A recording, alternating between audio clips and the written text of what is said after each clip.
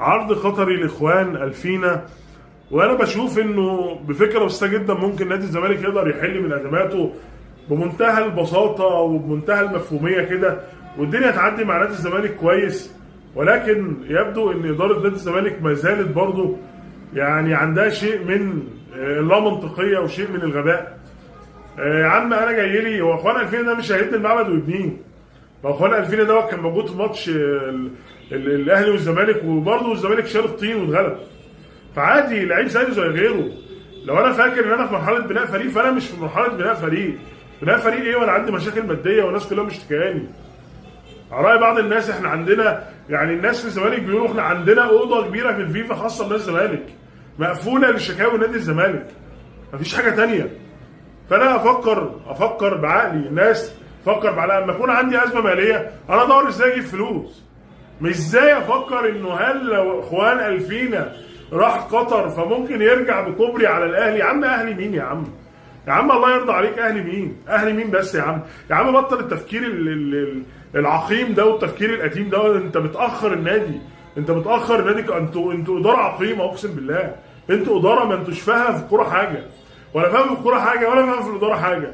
رحتوا جبتوا مش عارف مين وقلتوا احنا جايبين لعيبه بارخص سعر، وفي الاخر طلعتوا دافعين مبالغ قد كده وما تدوش لعيبه حقها ومستحقاتها. يعني طالب بتاع 13 مليون جنيه، 13 مليون جنيه بانيك فيريرا طالب بقيه مستحقاته على 5 شهور ولا على 6 شهور 13 مليون جنيه مصري، مش عارف 255 الف دولار ولا مش عارف حاجه كده يعني. فالراجل طالب بقيه مستحقاته مش عارفين يدفعها. 13 مليون جنيه لو نزلت لاي محل زي عملت قبل كده مع الراجل صاحب المحل اداك مش عارف 20 مليون جنيه عشان فرق الطايره وفرق مش عارف مين تدفع مرتباتهم. انزل في اي محل يا عم خد لك، ما انت عملتها قبل كده بقى بجمله.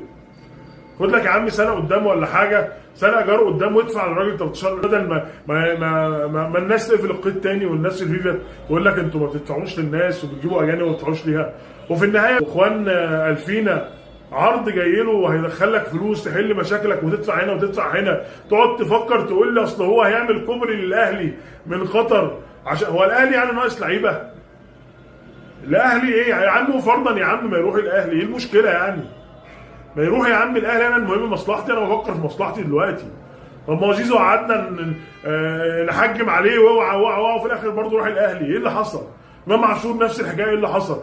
وغيره هيروح الاهلي وغيره هيروح الزمالك والموضوع رايح جاي. خلاص الموضوع بقى احتراف، فكك من الكلام دوت، دور على مصلحه الفرقه ومصلحه النادي. هو ده الابقى. انا داخل لي قرشين يا عم حل مشاكلي، هات يا عم القرشين.